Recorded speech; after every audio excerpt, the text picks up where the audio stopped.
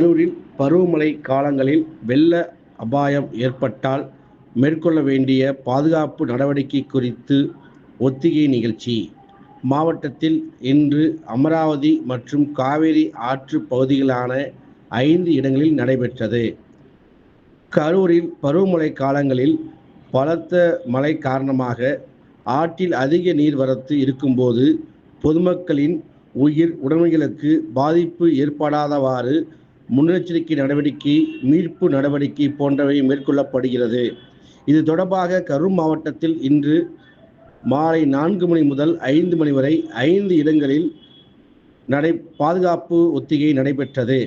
இந்த நிகழ்ச்சியில் மாவட்ட வருவாய் அலுவலர் கண்ணன், மாவட்ட வட்டாட்சியர் குமரேசன் ஆகியோர் தலைமையில் அமராவதி ஆற்றில் தீயணைப்பு துறையினர் ஒத்திகை நிகழ்ச்சி நடைபெற்றது.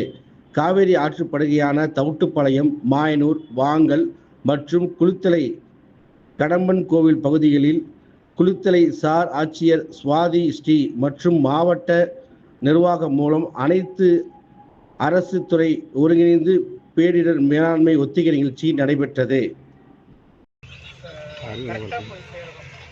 அதிகப்படியான தண்ணி